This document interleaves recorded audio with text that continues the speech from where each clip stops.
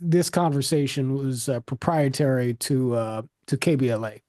Okay. I'm not at the KBLA station right now. I'm actually at a studio that I use a few miles away, so I don't have time to call Tavis and get him on the phone. But we can't re-release in this fashion. But if we wanted to use clips for it or something like that, that's totally allowable. So uh, Okay.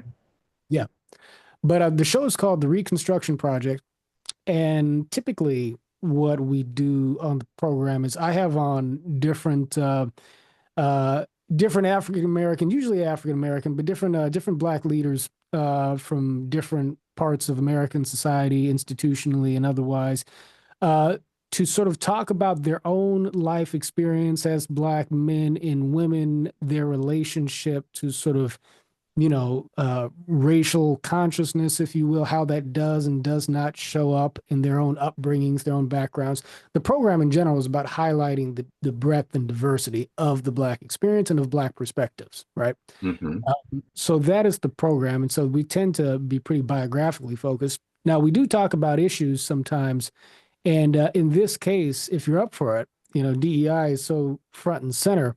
Having the opportunity to have you on, it would be feel like a little bit of a missed opportunity if we didn't get at least your high level take on the debate over DEI, and we can talk about polarization too, because these are shared interests of yours and mine.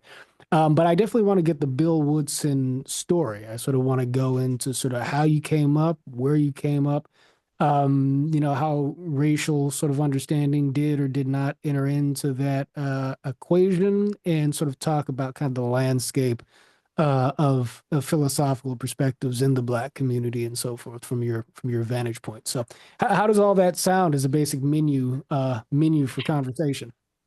Yeah, I think that's fine. This is it going to be just the sound that's going to be captured or the video as well for the show? I'm It's not sure. radio show. Perfect, perfect. Okay, because as you can see, my camera situation is a little clunky, but we will work through it. Yeah, no, I'm not optimized for TV at the moment. Okay, So no, that no, makes two of us. no, we're all good.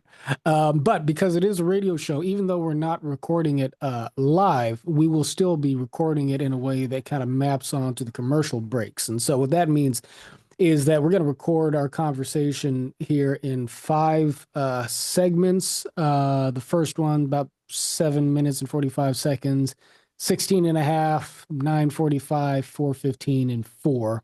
And so what that means is just that I will count us in to each segment. And then as we come up on time, I may wind up, if you're in the middle of a statement and it looks like we're running out of time, I may interrupt you just for the purposes of me being able to get the call letters in before the break, right? I understand. Right. And so when we cut off, we'll go quiet for about 5 or 6 seconds after I give the call letters, Hmm.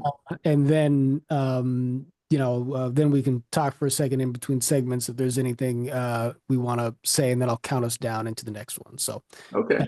yeah, yeah, no, it'll be easy enough. All right, beautiful. All right. Well, unless you've got any other any questions or concerns, I will count us in. Oh wait, Okay. let me set my alarm clock here. Um, my internal clock is pretty good, but it's always good to have the actual clock running.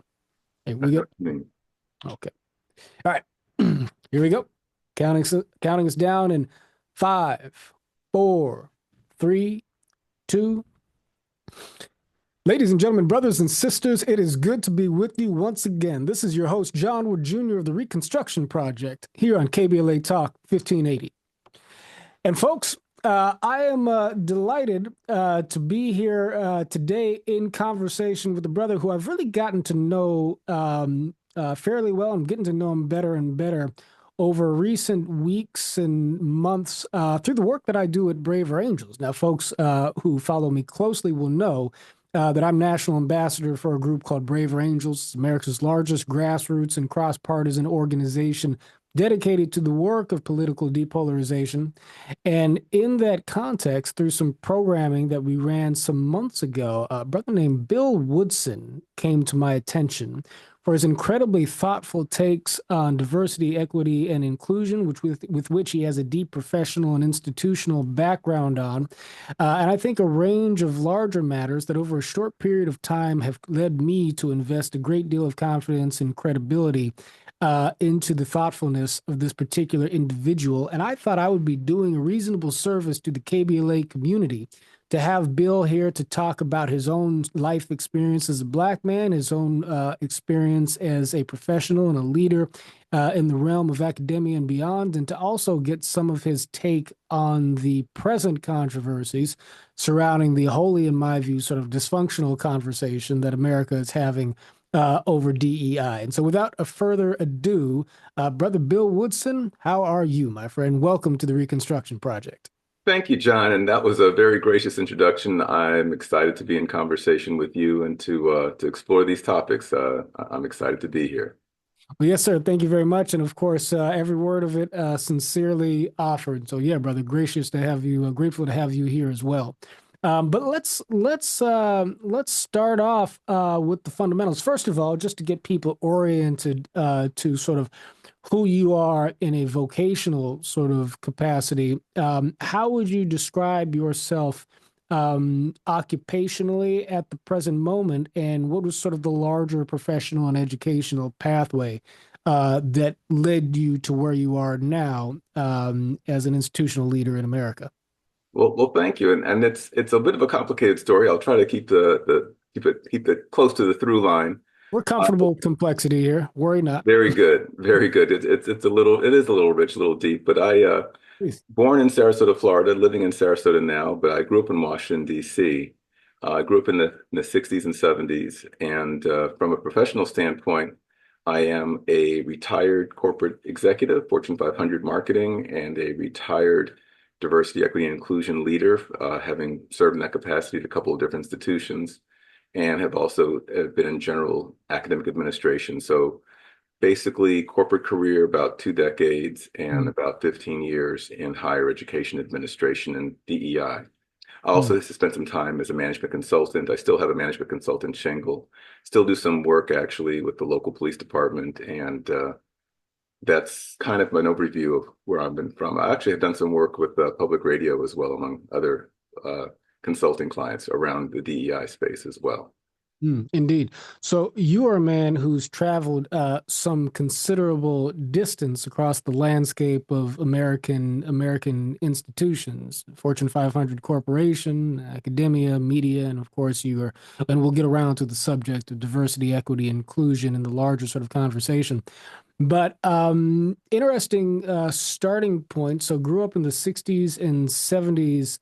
Were you from Sarasota, Florida originally? Is that where you were in those years? Did you grow up? No, I became a DC resident before I could walk. And Okay. so I really, deep from a standpoint of those fundamental years, I was a resident of Washington, DC. Started out in the working class part of town, Southeast Mm, Anacostia. My mother was ambitious. She worked as a school teacher. She was a single parent, but was she hustled and was able to buy her first home, and then in Southeast, and then actually, by the time I got to high school, we had transitioned to Northwest in a much more uh, middle class, solidly middle class part of town. But mm. grew up in the city limits of DC, attended and graduated DC public schools. I want to talk a little bit more about your upbringing in DC. We've got about 3 minutes before the break here, but start us off with, if you don't mind, Brother Bill, with some reflection on your parents. Where were they from originally? It sounds like you made your way to. It sounds like maybe the family moved to DC. So where were they coming from, and what caused them to head towards the chocolate side of town in Washington, DC? So it's a long story short. My mother had relocated from Sarasota to DC as a young woman after having graduated from FAMU. Mm, Was aspired to be a school teacher, was looking for that first school teacher gig. That was her passion. She was a chemistry teacher for most of her career. She met my father, who was a grad student, a Howard University law student, actually president of Law Review his year. And I like to say, short story, they met, fell in love, got married, got pregnant, and separated all in about a year's time. Right. They were young and foolish, and she went home to mother to have me in Sarasota, back in Sarasota. But I came back to DC as an infant and grew up in DC. So my father is originally from Baltimore. He is a graduate of Morgan State. Mm. Uh, it was a treat when I went to the FAMU Morgan State Battle of the Bands not too long ago in Cincinnati because it was like, hey, there's all my people are right I there bet. representing I the bet. field. Yeah. But I didn't get a chance to know him till my adult years. But I grew up in DC, went away to college for 6 years in New England, came back to DC, worked in the Marion Barry administration in the budget office, and then made a transition after that short stint in the public sector. So I guess that's one more professional sector that I've been a part of. Went Right. off to business school, and that was in the 80s, and then have not lived in DC since then, although I spent a lot of time back in the Chocolate City. And my mother, as I said, was a school teacher for 13 years, and then transitioned into leading her own high school that she founded called Cromwell Academy Mm. and led it for another 13 years. So she was a passionate educator. I always saw education as being an important field of endeavor, foundational to success, and also brutally hard, didn't pay well. So I wanted to stay away from that space as long as possible. Seems like I kind of got sucked in. Management consulting was sort of the transition that led me into working in higher education. Got you, got you. Education got you, pulled you in eventually. It did. I see. But I imagine that the world is a better place for it having done so. So, ladies and gentlemen, of course, we are here with Brother Bill Woodson, professional in the landscape diversity, equity, inclusion, man with multi-sector experience. And we're going to learn more about his story when we come forward here on KBLA Talk 1580 and the Reconstruction Project with John Wood Jr.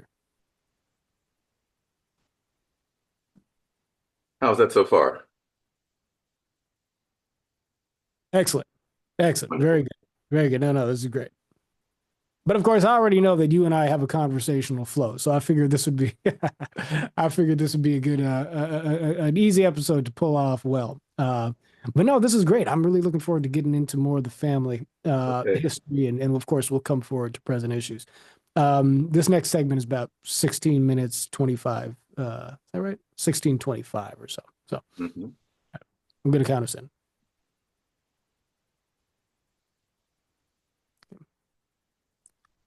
5, 4, 3, 2. And ladies and gentlemen, brothers and sisters, here we are. Here we stand once again. This is John Wood Jr. Always pleased and honored to be able to speak a little bit of light and love into your Sunday morning. And of course, you are listening to KBLA Talk 1580, Los Angeles's, and indeed the entire West Coast and all of America west of the Mississippi Rivers, only Black-owned talk radio network. And so this is a very special institution in Black media that you are listening to. And I'm very, of course, proud to be a part of it. And also proud to be in conversation today with Bill Woodson. And so, Bill, yeah, you gave us sort of the kaleidoscopic vision of your pathway through the different professional sectors, but I'm still wanting to dig in a little bit into your roots. I mean, first of all, just a little side question, I guess, but I feel a bit ashamed not to really know this within myself, but what does the Black community in Sarasota look like? You said your mother's from Sarasota. I realize that I probably don't know all that much about sort of like the Black community in Florida outside of, I mean, now we've got HBCUs in Northern Florida, right? But describe the community that your mother is from in those terms, if you can. I can, absolutely. And I've spent, even though I did not grow up in my formative years in Sarasota, I spent most of my summers there. And so I had a chance to really see what Sarasota felt like then. And of course, there's been a lot of changes. You can imagine what it was like in the segregated South in the 60s and 70s versus what it's like today. Things have changed quite a bit. But she grew up in the Newtown community. The community sort of focused around the high school. Booker High School was a K through 12 back in the day. Even as I was a young person growing up, I didn't attend there. My mother was a valedictorian, class of 1947. She's very proud of that.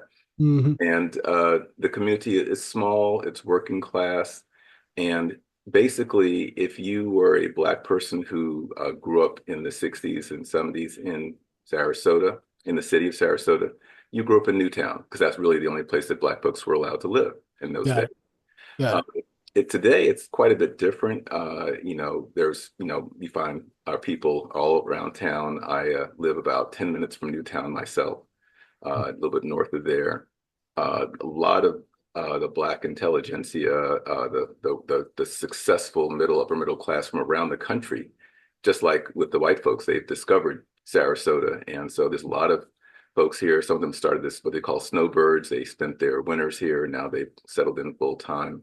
Mm, It's a pretty vibrant community. If you're familiar with the group called the SALA, the Association of the Society for the Study of African American Life and History, it's a national organization started by Carter G. Woodson. As it mhm, turns out, the largest chapter of ASALA in the country is the Sarasota Manatee chapter. There's a significant concentration of very established and successful Black and brown folks who have taken their careers around the country and around the world and then have come to Sarasota to settle in. And that's sort of an interesting counterbalance to the working class Black folks who are still remain and still in that core Newtown area as well. mm. Interesting. Very interesting. Now, you are a product uh, of a black family that it sounds to me like has a proud legacy of education. And as you mentioned, you tried to escape it, but you couldn't, Destiny claimed you in the way that it did. And of course, I think you mentioned that your father went to Howard. I mean, you clearly have a relationship to these pivotal black institutions. So this leads me to the question of just sort of like what the environment was like in your. I know you said that you didn't really get to know your father well until later on. I know that Mhm. there's a story there. But however it is you see fit to answer this question, how would you describe the sort of, conversation around race or racial consciousness in your home and in your formative environments growing up? Was this something that you kind of thought about in conscious terms as a young person, sort of black identity, what it means to be black in an American context? Is it something that you invested or your family invested a lot of significance in, or was that more something that was in the background of life and thought for you in your formative years? Well, this part of the story might be a little bit of a disappointment to you and your listeners Oh, because not at all. I There's no actually disappointment. But by the way, Bill, just the whole purpose of this show is to show people that there are many different ways to be black, right? I love And that. we've got people on our program who, of course, are, very, very strongly on sort of like the black national side and so forth. And then we've had other guests on our program who don't even believe in race as something that we should be thinking about or giving any credibility to as a concept. And yet, of course, we all trace a general lineage back to certain circumstances in history that have put us put us in this ship of American democracy here together. So the purpose is for us to get to know each other, right? And so that's yeah, no, there's no right or wrong answer to this I question. love that framing, John. That's excellent, and I think I'll be another interesting dimension of difference within that context. So, Yeah. clearly, my mother growing up in Sarasota, Florida, in her case in the 30s and 40s, had a very different experience, a very harsh experience, to tell you the truth. I mean, there was still very much. She grew up in the time of Jim Crow, Mm, and I think for her, seeing me coming up in Washington D.C. in the late 50s and into the 60s and 70s, I think her aspiration was really to shelter me from that, with the hopes that the kinds of negative impacts that left scars, I'm sure, on her psyche for life, that I would never be exposed to those things because civil rights was happening and it was going to be okay by the time I came along. mm, And so I was sort of aware of the racial disconnect, the disadvantages that had been a part of Black people's history. It was not really clear to me until much older, literally my teenage years and going into college or as a college student, that I became aware of how present some of those historical dynamics were still shaping the experiences that I had. There was a lot of things that happened to me as a young person, being stopped by the police officer and being surrounded by 7 or 10 cop cars, because we think you look like somebody who pulled a fire alarm. And it was somebody who had little to do with me in terms of they were 50 pounds heavier and 5 inches taller and 5 years Right. older, but we had a common complexion. I didn't Yeah. understand that at age 10 or 12, but I can look back in in my history and go, oh, that's what that was about. Mm, I stopped in my own neighborhood. Boy, where do you live? Whose bicycle is that? That happened over and over again. I took nothing of it because I really wasn't aware of the presence in the here and now as a preteen coming up, that this racial that I didn't belong in this middle class white neighborhood. I was mm, aware of the fact that there was only two or three other Black families within 6 blocks of where I was living as I grew up in the DC Chevy Chase neighborhood as an older preteen and as a young teenager. right. But I wasn't aware of the social significance of that low representation. I became aware that teachers seemed to have a low expectation of me as I went to a prestigious private school from Mm. grades 4 to grade 8. But I didn't know why.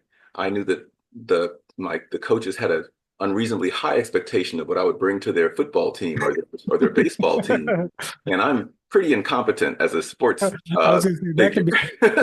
So that could be just as inconvenient. but I didn't understand, except at maybe a superficial level that, well, this was the paradigm. This was the what I was supposed to be. I was supposed to be not necessarily a good student, but I should be a great athlete because of my complexion. Mm, So I didn't understand those things coming up. Like I said, I can look back and I can go, oh, now I understand what was happening there. When I talk to young people about my experience, I say I was really fortunate in a way. I feel like through many steps in my life, those colored only signs at the water fountains were being taken down as I mm, was walking to the water fountain. exactly. I, Right. I was Mm, the second mm, Black child to attend Potomac School, mm, and the first Black child, by the way, he had a little bit different credentials than a single parent, child of a single parent school teacher. His father was the deputy press secretary to John F. Kennedy. oh, wow. And I Wow. was number two, and my mom was a single parent school teacher, public school teacher. So I'm in school with, the children of congressmen and senators. The Kennedy kids went to that school, and I Mm, showed up. right.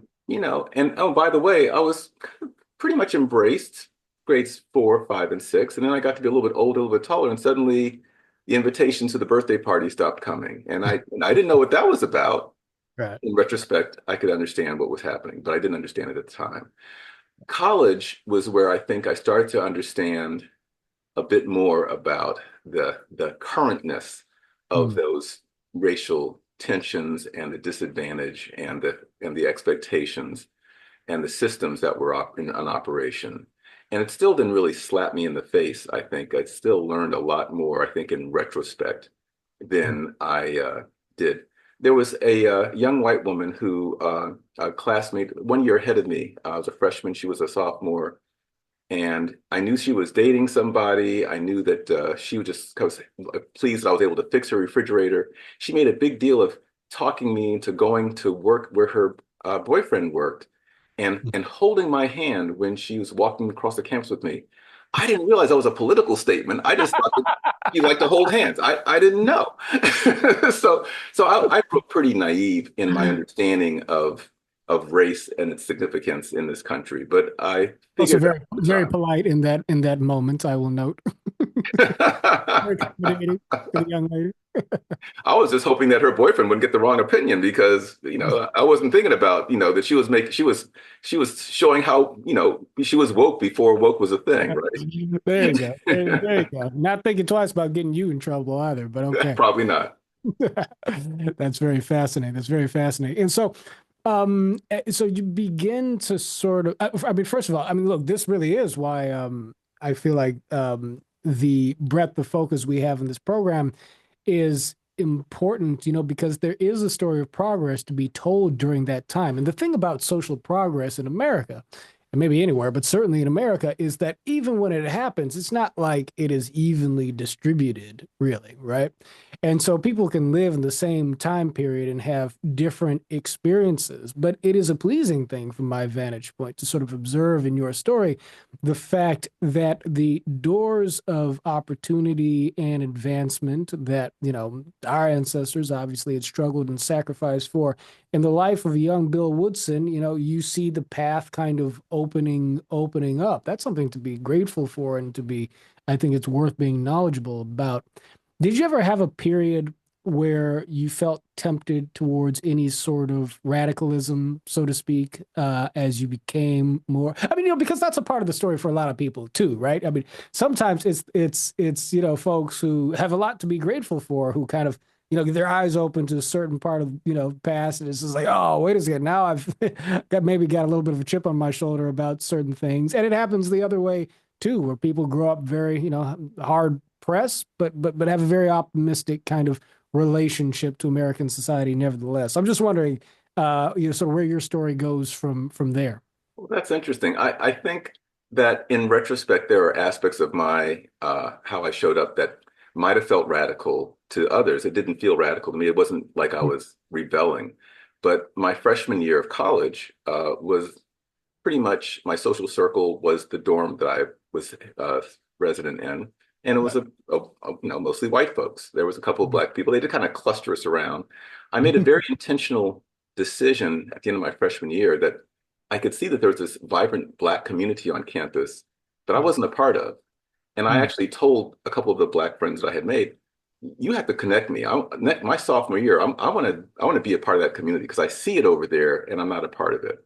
Yeah. And I'm sure, and I know that my white friends from that freshman year were like, "Hey, where did Bill go? Why is he hanging with those people? Because I thought he was cool with us." Right. My junior year, I got involved. It actually was the president of the Black students involved in the radio station. We had a professional radio station, 50,000 watts on campus, and I did a jazz show and I did an R&B show, Mm. so it brought me to a connection with some of the really more politically aware and activated folks on campus. I wasn't really uh, I wasn't at their level in terms of my awareness of those issues, but I was being kind of that became part of the context that I operated in. And my junior year, we brought Gil Scott Heron to Mhm. campus, and I was president of Yep. the club that brought Gil Scott Heron to campus. So I, Excellent. my senior year, I was part of a protest against the college's investment in South Africa. Right. And as a result of that protest, I became selected one of two students to be on the the governing board's subcommittee on divestiture strategy. So I'm sure some people saw me as an activist, although I didn't see myself in that light, if that makes sense. No, it does. It absolutely does. Now, I'm curious to ask you if, and we've only got about 60 seconds here or so, but the DC that you grew up in, do you have comments on how DC has sort of changed in that period of time? I mean, obviously, you had to pass through life in the 1980s when there was a great deal going on the streets, certainly. Was that an era where, I mean, were you appreciative of the challenges taking place with mass incarceration, so on and so forth? And, how do you look at how things have changed now?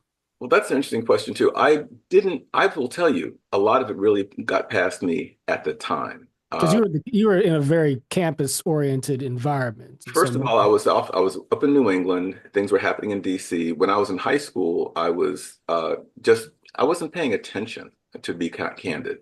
right. The riots were happening in Washington, D.C. in downtown, a 15-minute ride from my home. And I was really kind of just only peripherally aware of it. It Well, didn't affect me directly. Bill, let's bookmark this part in the story because we are coming up on a break. But when we come forward, more of the fascinating story of Bill Woodson here on the Reconstruction Project on KBLA Talk 1580.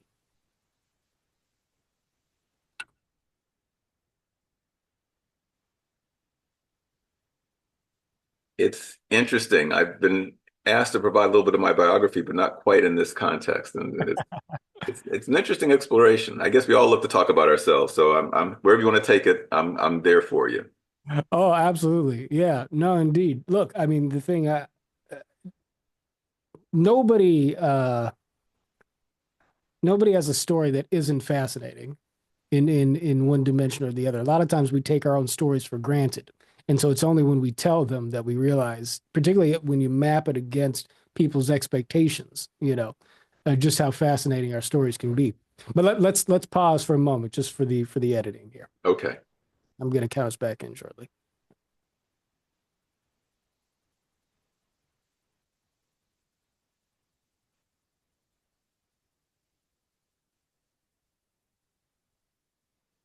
All right.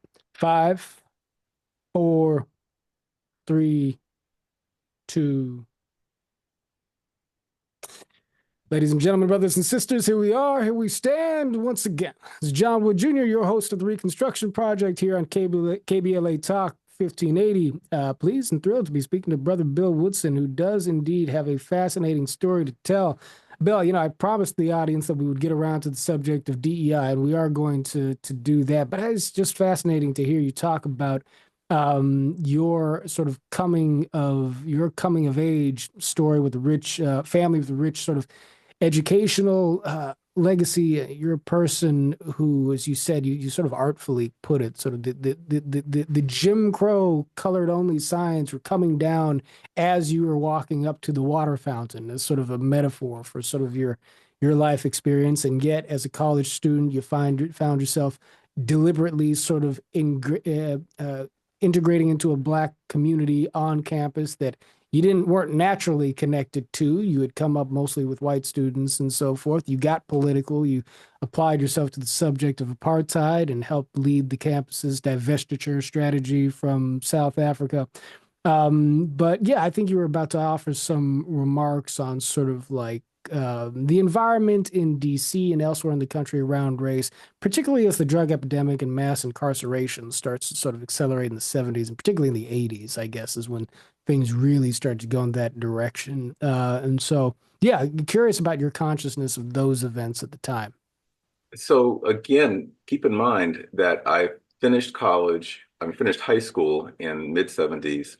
The late 70s, I wasn't really in DC. I was in Providence, Rhode Island. I Right. spent two of my four summers, college summers in Providence. And so I wasn't really a part of that, of what was happening in the DC scene.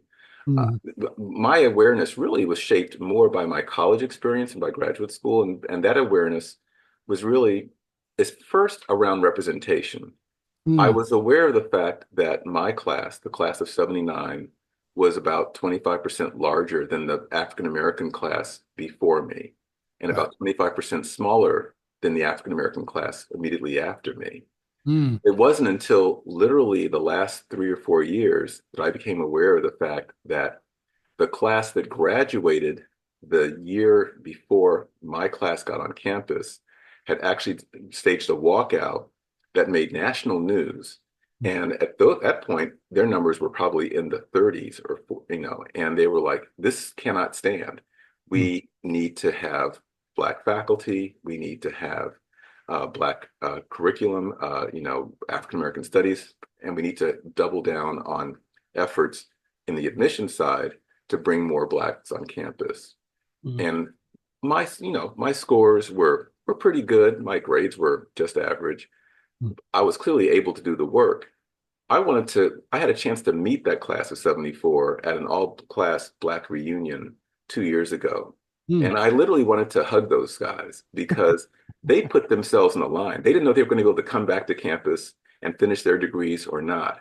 They Mm. fought for a, as a class of 30 or so Black students for us to have a class of 80 Black students. No, probably closer to 90. And a class behind us of 120 students, Black Mm. students, which still is not remarkable, but it's still probably 7, 8% of the class, but far better representation. I had a chance to talk to a gentleman who was from the Brown class of 1972, and I believe he said there was like 12 Black students in that class. And Mm. this is a college that has always, they've been bringing in 1,300 kids a year for decades. Right. And so that level of representation shift, driven in large part by the activism of students, Mm. is something that makes a tremendous impact on me in terms of what the voice of one or a few people can have on the environment. And I think stories like that and other stories that I became aware of as a young adult, as a young professional, really made a difference to me. I want to tell you about another story. We haven't, I know I'm fast forwarding, not necessarily going in the chronological order that you were envisioning, Sure. but I was a graduate of Michigan's business school. And we were the second class to come under a scholarship program called the Consortium for Graduate Studies in Management. Mm. There was one African American professor there who he was the liaison for the program. He was like a father figure to so many of us.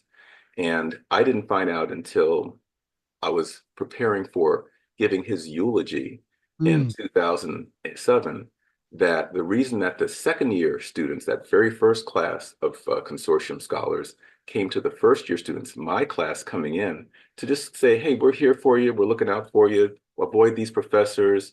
These are some places to go to eat at night. Here's some old tests you can prepare for the next test, for this year's test. And if you need anything, let us know. The reason that they came to us is because he just put in their ear, hey, you guys are the first class. This is the second class coming in. You need to check on them. Mm. Right.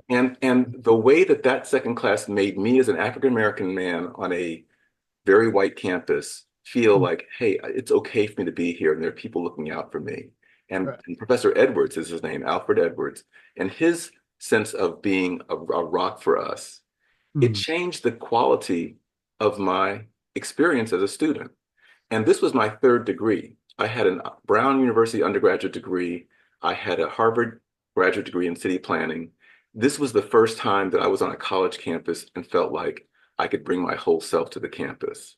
And Mm. so when I became a college administrator 25 years later, and I'm trying to set the tone for an inclusive environment for my students, and I created a scholarship program, by the way, for Black and Brown students. While I was at that program, we grew our representation from 1 or 2 Black students a year to Mm. 10 Black students in the year that I started that program. And I recognized that just a few words, just a bit of signaling that this is a place that sees all of you and wants all of you here can make Right. a huge difference in the quality of the experience. Yeah. Well, your work then is a wonderful testimony to the legacy of Professor Edwards, it sounds like to me, and sort of demonstrates how a single individual can set the continuum of community into motion, right? Absolutely. And so, no, I meaningfully reflected upon in your words here. And that also probably serves as a good segue. Now, we only got about 2 minutes and 30 seconds, but we'll pick it up on the other side of the break. What is the importance of diversity, equity, and inclusion work in your view? I imagine this passion carries over from the issue of representation that you came to grips with in your earlier experience. How should we be thinking about this work in the ideal? You know, it's such a powerful driver of not just individual growth and sense of worth, but it's also instrumental and fundamental, in my opinion, to organizational success. I've gotten in trouble with some of my peers because I talk about how many, if not most people who are drawn to DEI work are drawn to it from a foundation that was set by the civil rights movement and by active social activism.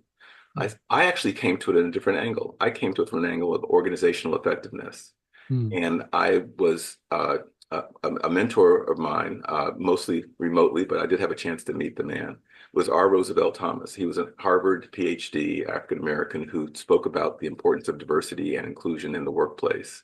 Mm. And when I first heard his words in 1999, when I was a Johnson & Johnson employee, all Black and Brown directors in the company were gathered together for a 3-day developmental experience, and he was the keynote speaker. And the notion that what I had always been feeling, that we can do better if we make the space work better for more people, and when we think consciously about who's not in the room, who should be in the room, whether it's female, whether it's Black, whether it's someone whose English is their second language, that we're getting the benefit of more diverse thought that can help us make better decisions. Mm. And so the notion of having to, there was no choice between high performance and being socially positive. To Mm. me, they were beautifully integrated, and I could see my role being the person who could be a champion for that, and that's what led me into management consulting around Let's, DEI. let's pause there, Bill, because we're coming up on a break, but I want to explore further this comparative framework for understanding the work of DEI. There's an activist approach, as you mentioned, but you're also coming from the vantage point of organizational development in terms that feel constructive. So let's pick that apart a little bit more as we come forward here on KBLA Talk 1580.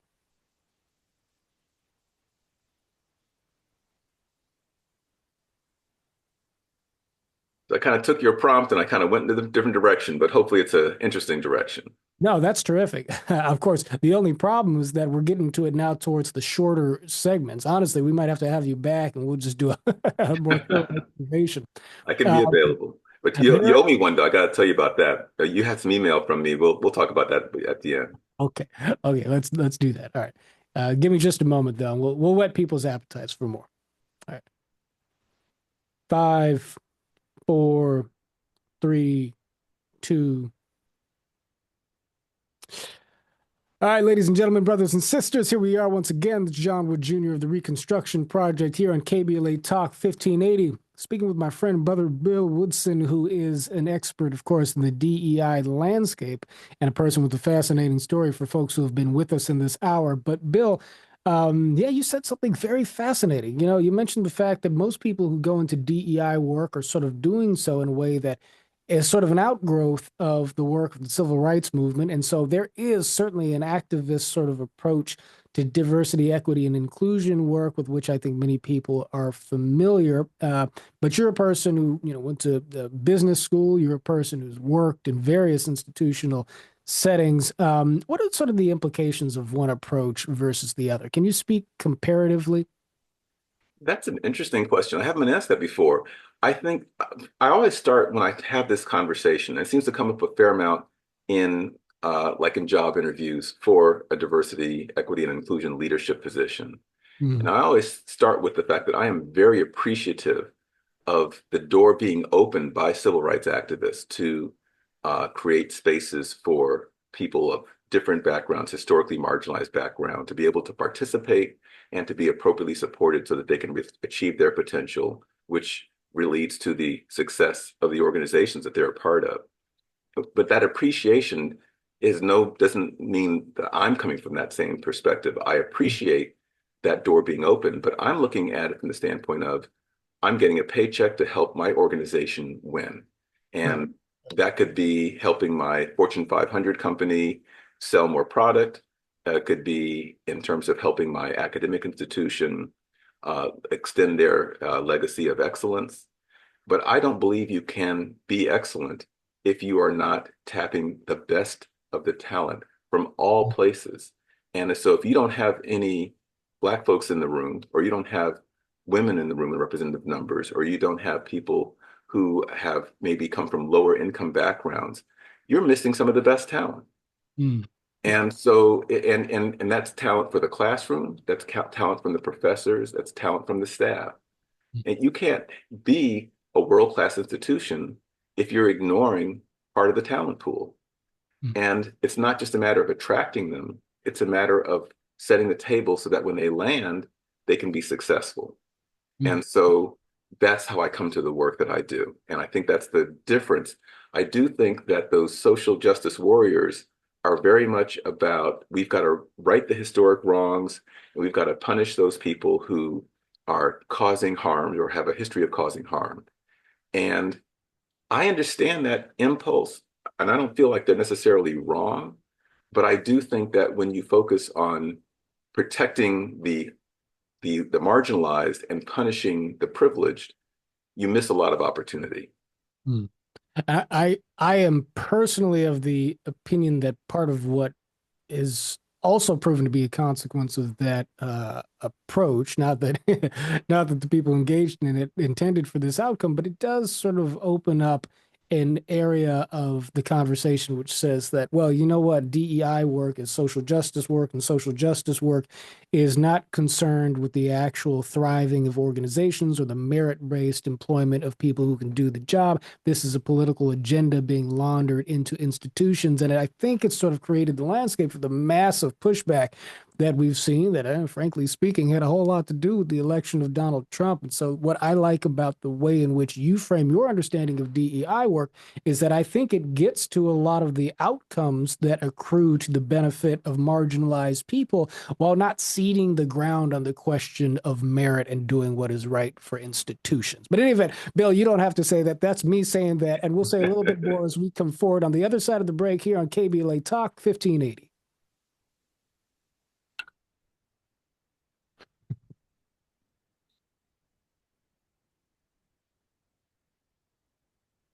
How was that for a little riff? That was nice. I liked it. And by the way, we're vibing, man. We're on the same page. Well, I figured I'd go out and throw the throw the leather there. You set me up, but that way I can protect you from any anybody wants to take his. Well, luckily, I don't have to worry about earning a paycheck anymore, so I can take a few more risks. Oh, So, that's good. Honestly, that is a beautiful liberty. All right. Well, I'm going to count us and this final segment. So we're just going to go towards closing thoughts here. okay. But this has been a beautiful conversation. It's gone by real fast. All right. 5, 4, 3, 2. All right, ladies and gentlemen, brothers and sisters, final minutes of today's episode of the Reconstruction Project on KBLA Talk 1580. And fam, it is always a pleasure to be able to speak a little bit of light and love into your Sunday morning, to be able to offer and join amazing brothers and sisters who have amazing life experiences and perspectives that they can share with our family. Brother Woodson, we're definitely going to have you back again. I feel like we only scratched the surface, not just on DEI, but on any number of amazing things we could talk about. But can you share with us, as a professional in this field and a man who's been Black in America your whole life, what are your hopes for the conversation over diversity, equity, and inclusion, but maybe also just sort of race more broadly in American society? Do you have wisdom to offer our community and people broadly speaking on how we can do a better job engaging these issues? Well, at the risk of being political, I do want to speak to some of the current moments and how not having candid and authentic conversations are getting in the way of success for us as a nation, We got about much two less for, minutes for and Black 30 people. seconds for we got about 2 minutes and 30 seconds for you to do that, just so you know. Okay, thank you for that. No, uh, we recently had a tragedy at the end of January of a commercial aircraft and a helicopter crashing, and everyone on both aircraft were killed. Yeah. And we had a president that came out and said, well, it's probably because of DEI. Mhm. Not only is that when you're not looking at the right problem, you're less likely to come up with with solutions that are impactful. Actually, diversity, equity, and inclusion means looking for the talent in all places, including talent where you may not have been effective in your search in the past, or talent that might need to be engaged or attracted or supported in a different way in order to have them be able to maximize their impact. As a nation, we've been struggling to have enough air traffic controllers since the days of Ronald Reagan firing all the ATCs. Mm. We had two ATCs, air traffic controllers, doing the work of four people that night. Mm. If we had understood and implemented programs that kept what was already historically been an almost all white male occupation, and getting the people who have that rare mix of talents that it takes to do a mission critical job that impacts the lives of thousands of people every day.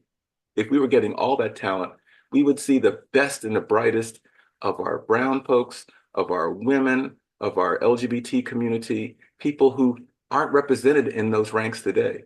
We could have had four people doing the work of four people, and that tragedy could have been avoided. Instead, he is focusing on, let's get rid of the DEI stuff. We're going to make that problem worse.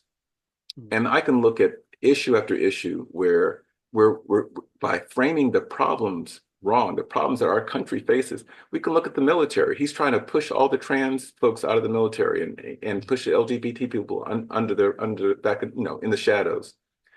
We have a shortage of the right talent. We're trying to fend off reinstituting the draft because we aren't attracting everyone that we need.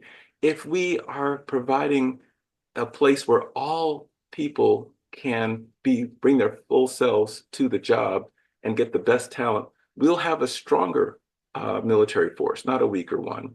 And Yes. in distraction, we're the only country that I know of. I've been doing some research on this very topic. Bill, I know you got a lot more you could say on it, but what you said is well said and well timed. Unfortunately, we are coming towards a close here, but can we get you back soon? I'm be happy to come back. This was a great conversation, John. Brother Bill, I do appreciate it. This is KBLA Talk 1580. Beautiful. We just barely got in there at the end. I said you for a big I subject. got on a roll there. I didn't realize that. I thought I'm good at managing time too, but I was it got on a roll there. What can I say? Well, the momentum was carrying you strongly. And no, that was fantastic. And really, I'd love to continue this conversation with you for the airwaves. But I do, and I said this to you before, but after today's conversation, I feel all the more strongly about it.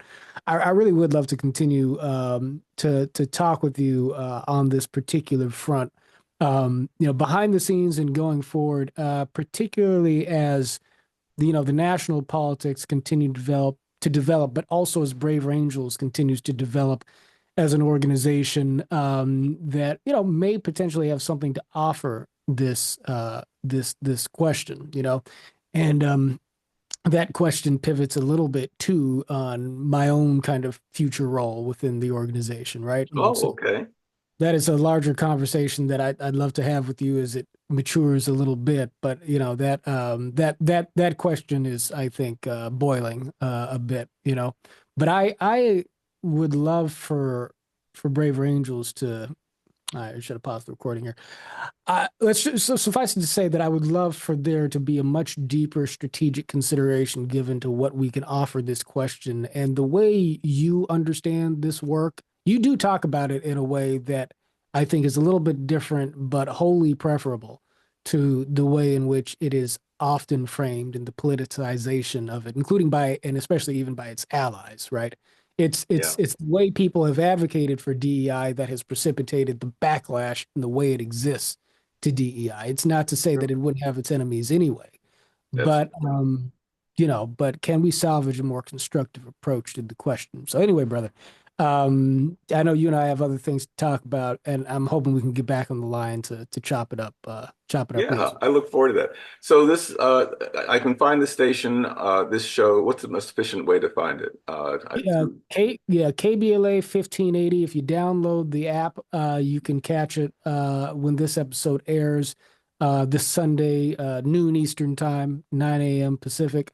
And you can check out the KBLA website as well. But yeah, and I mentioned it's Tavis Smiley's network. Mm-hmm, mm-hmm. And so you can find it through Tavis as well. Okay, Um, okay. but yeah, brother. KBLA 1580. All righty, I got you. Yes, sir. Yes, sir. All right. Well, let's circle up soon. I'll shoot. Did you say you sent me an email? Is there something that I missed from you? No, well, you had a response, but we didn't. We need to lock some things down.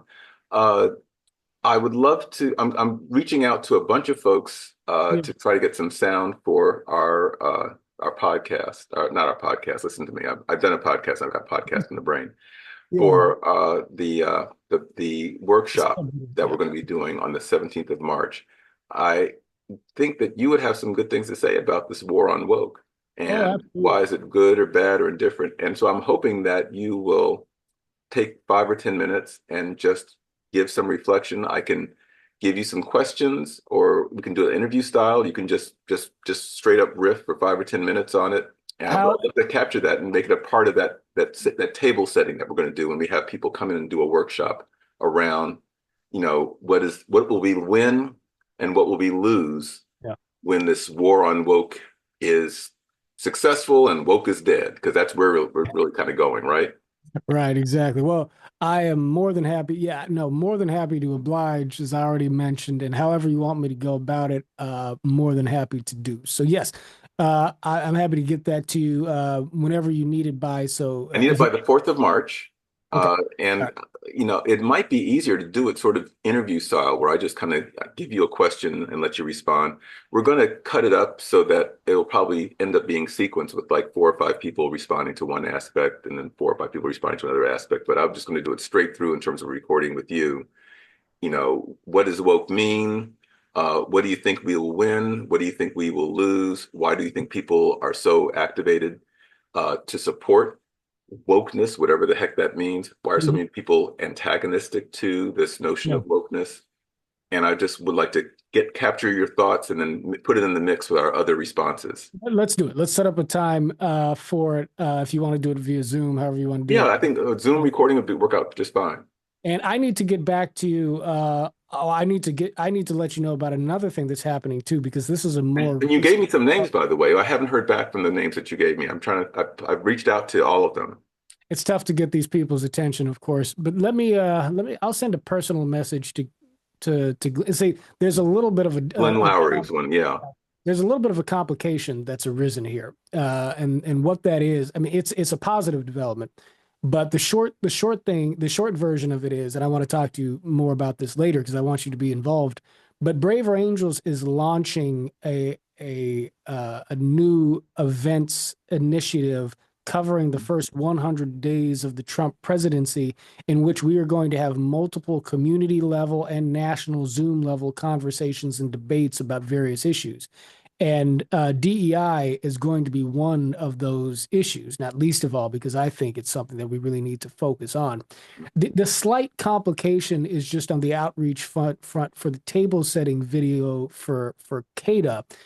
It makes it a little bit potentially harder for me to reach out to the same people for two things, right? So it's Mm. easy enough for me to give you email addresses and say, go forth, you got the information.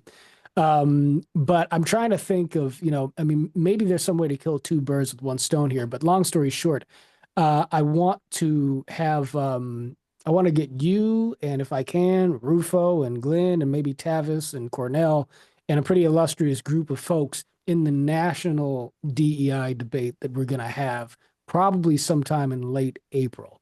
So, and of course, I still want to help with the video too. So I'm just trying to think strategically speaking, what's the Mhm. best way to sort of go about that. So, but let's circle up on that shortly. I got to get out of this. I got to vacate this room. Okay. But no, we're gonna get all this done, and I want to tell you more about this other initiative here because, like I said, Bill, I really want you to be a part of that, and obviously the larger strategic conversation as well. So I really Wonderful. Well, I'm excited and honored that you wanted to do this interview and however I can support Braver Angels. I mean, what you guys are doing is awesome. It's beautiful too to see that we have very much the same end goal that we're playing for, but we're yeah. coming at it with different techniques and technologies. So, and it's interesting to see that it feels like you're coming in my direction because you started out as this virtual platform being the focus, and now you guys are doing live events as well. So it's exciting. It's Oh exciting. yeah, well, yeah. No, the convergences are multitudinous, and I think we're going to discover more as we go. So, all right, Bill, I will circle up with you real soon, my friend. You can count on it. Thank you, John. This is a pleasure. We'll see Likewise. you. Okay. You too.